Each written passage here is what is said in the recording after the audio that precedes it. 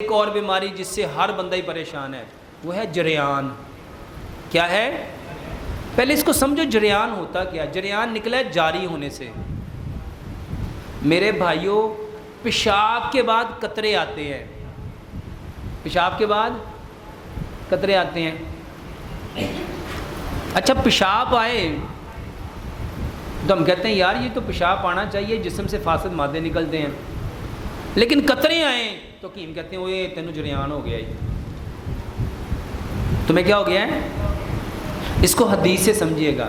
اچھا کہتے ہیں نہیں نہیں پیشاب کے قطروں کا کوئی مسئلہ نہیں ہوتا, وہ جو منی کے قطرے آتے ہیں نا اس کا مسئلہ ہوتا ہے. یہی کہتے ہیں نا. اس کو حدیث سے سمجھو. 3 چیزیں ہیں, ایک منی ہے, ایک مزی ہے, ایک ندی ہے. ایسا ہی ہے نا, یہ حدیث میں بھی ہے. منی کے اوپر غسل ہے, مزی کے اوپر وضو ہے, اور ندی کے اوپر چھینٹا ہے. نبی صلی اللہ علیہ وآلہ وسلم نے کیا فرمایا؟ اگر آپ وضو کر لو اور تمہیں محسوس ہو نماز کے دوران کہ میرے شرمگاہ سے کوئی چیز نکل رہی ہے, محسوس ہو, تو تمہیں چاہیے وضو کرنے کے بعد کیا کرو؟ چھینٹا لگاؤ. میرے بھائیو یہ بتایا کس نے ہے؟ تو نبی صلی اللہ علیہ وآلہ وسلم کو اگر یہ چیز اتنی نقصان دہ تھی تو اس کے بارے میں کچھ اور بھی بتانا چاہیے تھا کہ نہیں؟ اس پہ صرف کیا رکھا؟ ان دیتے چھٹا مار. چھٹا ہم کم مارتے ہیں جب کہتے ہیں یار کوئی مسئلہ نہیں, چھٹا لگاؤ کوئی مسئلہ نہیں ہے.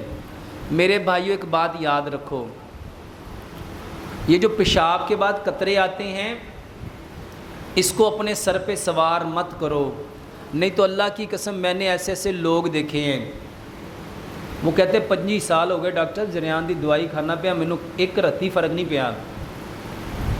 اچھا فرق کس چیز سے پڑے گا؟ بیماری ہوئی تو فرق پڑے, بیماری ہو تو فرق پڑے. اور جب بیماری نہیں ہے, یہ تو ہر بندے کو, اب اس کو سمجھو کہ یہ آتے کیوں ہیں. اگر آپ سمجھ آ جائے نا کہ یہ کیوں آتے ہیں تو یقین جانو آپ اپنے آپ پہ ہنسو کہ یار کرنا کی سیدھے کرن کی نہیں ہے. ہمیں ذہنی طور پہ ہم نے کچھ دیکھا, کچھ محسوس کیا, ہمارے اندر اریکٹیشن آئی, شہوت آئی. تو جب شہوت آتی ہے تو ہمارے ٹیسٹیکلز میں سے, ٹیسٹیز میں سے کچھ سپرمز, کچھ منی باہر آ جاتی ہے. اب وہ وزنی ہوتی ہے اور وہ جس نالی میں رہتی ہے واس ڈیفرنس میں, اس میں آ کے رک جاتی ہے. ہم جب پیشاب کرتے ہیں تو ہماری پوزیشن اس طرح ہوتی ہے 35 کے اینگل میں, یعنی ہم پاؤں کو ایسے اپنے پیٹ کے ساتھ لگا کے بیٹھے ہوتے ہیں, ایسے بیٹھتے ہیں نا واش روم میں. تو جب ہم اس پہ پریشر کرتے ہیں تو نیچے سے زمین میں جو فورس آف گریوٹی ہے وہ ہر چیز کو نیچے کو کھینچ رہی ہوتی ہے. تو وہ اب جو ڈراپ ہوتے ہیں وہ تھوڑے سے آگے آ جاتے ہیں. اب ہم اٹھتے ہیں, بیٹھتے ہیں, چلتے ہیں, پھرتے ہیں. مثلا نماز میں وضو کیا, ہم کھڑے ہوئے, رکوع میں گئے, سجدے میں گئے, اٹھے, ہمیں محسوس ہوا کہ ہمارے اندر سے کوئی چیز نکل رہی ہے.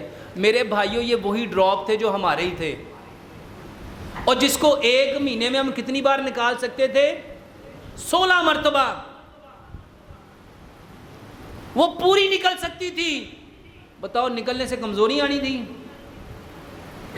کمر میں درد ہونا تھا. میرے بھائیوں جس کے پاس چیز ہوتی ہے وہی دیتا ہے نا. تو جندے بیچارے کو ہے ہی نہیں, اور بیماری تو انہوں سی جندے کو ہے نہیں. ادھر ڈاکٹروں نے, حکیموں نے, ان لوگوں نے آپ لوگوں کا دماغ خراب کر دیا.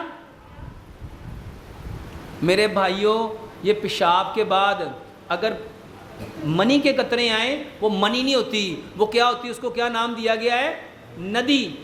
تو ہم نے کیا کرنا ہے؟ وضو کے بعد صرف چھینٹا لگانا ہے. اور میں آپ کو 2 طریقے بتاتا ہوں, بلکہ 3 طریقے بتاتا ہوں. زندگی میں کبھی یہ پرابلم ہی نہیں ہوگی. پہلا طریقہ, جب آپ استنجے سے فارغ ہو جاؤ تو میرے بھائیوں ایک تو اپنے نا یہ جو آپ کا اعضائے تناسل ہے, پینس ہے, اس کو میرے بھائیوں اس 2 انگلیوں میں لے کے جھاڑو. اس کو کیا کرو؟ اس کو جھاڑو. پہلے نمبر پہ ایسے بھی جھاڑ سکتے ہیں, ایسے بھی جھاڑ سکتے ہیں. اس کو اچھی طرح نچوڑو تاکہ کوئی قطرہ اس میں رہ نہ جائے. دوسرے نمبر پہ میرے بھائیوں ایک دفعہ اٹھو پھر بیٹھو، پھر اٹھو پھر بیٹھو، پھر اٹھو پھر بیٹھو، 10 دفعہ اٹھو اور بیٹھو۔ جب آپ 10 دفعہ اٹھو گے اور بیٹھو گے تو کوئی قطرہ آپ کا رہے گا؟ اس کے بعد ایک دفعہ پھر دوبارہ سے یورین پاس کرو، میرے بھائیوں وہ نکل جائے گی۔ اچھا ایسے بھی نہیں نکلا تو میرے بھائیوں آپ اپنے پیر کو یوں پورا اوپر اٹھاؤ، ایک دفعہ تھوڑی سی سیٹنگ چینج کرو، ایسے اٹھو اور اپنے پوری ایڑی کو، اپنی پوری ایڑی کو یوں اٹھاؤ یوں مارو، یوں اٹھاؤ یوں مارو، یوں اٹھاؤ یوں مارو، اس کو 10 بار ایسے مارو۔ جب ہم اس کو یوں 10 بار ماریں گے، یوں یہ جھٹکا دیں گے، بتاؤ یہاں پہ کوئی چیز باقی بچے گی؟ میرے بھائیوں یہ ساری کی ساری جو آپ مصیبت سمجھتے ہو اپنے لیے، اور ہر نوجوان اللہ کی قسم اس کے لیے دوائیاں کھا کھا کے اپنا بیڑا غرق کر دیتا ہے۔ میرے بھائیوں پہلے جھاڑنا ہے، پھر اٹھنا اور بیٹھنا ہے، اور پھر کیا کرنا، اپنی ایڑی کو 10 بار زور سے مارو۔ میرے بھائیوں یہ 3 طریقے کر لو، اللہ کی قسم زندگی میں کبھی قطرے نہیں آئیں گے۔ ڈاکٹر صاحب مجھے سردیوں میں کھانسی لگ جاتی ہے، ہر طرح کا سرپ استعمال کیا لیکن ختم نہیں ہوتی۔ سردیوں کی جو کھانسی ہے نا، اس کے لیے سیرپ کی بجائے اگر آپ ادرک، لہسن، دار چینی، ادرک، لہسن، دار چینی اور اس میں گڑ ملا لو، اس کا کعوہ بناؤ، 1 انچ کا ٹکڑا ادرک کا لو، 3 تنیاں لہسن کی لو، اور 3 اسٹک جو 3 انچ کی وہ دار چینی کی لو، اور حسب ذائقہ اس میں گڑ ملاؤ، 2 کپ پانی کو اتنا پکاؤ کہ وہ 1 کپ رہ جائے، یہ کعوہ پیو۔ یہ کھانسی کا بہترین علاج ہے۔ اگر اس سے فرق نہیں پڑتا تو صرف ادرک کا رس نکالو، ادرک کا رس نکالو۔ بلکہ میں سردیوں کی کھانسی کا ایک بہترین نسخہ آپ کو اور بتاتا ہوں۔ 5 بادام لو، 3 کھجوریں لو، خشک کھجوریں لینی جس کو چھوارے کہتے ہیں، 3 چھوارے لو، ان کو گرائنڈ کر لو، ان کو اچھی طرح گرائنڈ کر لو، اور اس میں آپ 3 چمچ ادرک کا رس ملا دو،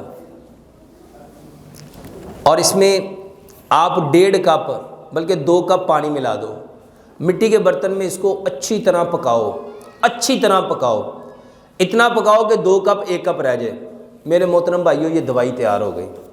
بادام ہے، چھوارے ہیں، اور ہاں اس میں آدھی چمچ ہلدی بھی ملا لو، آدھی چائے کی چمچ ہلدی بھی ملا لو، ہلدی ہے اور اس کے ساتھ ادرک کا رس ہے، اور 5ویں چیز پانی ہے۔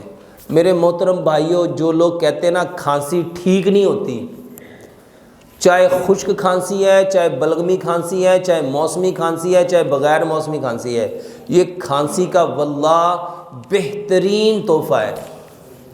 جی بھائی جان۔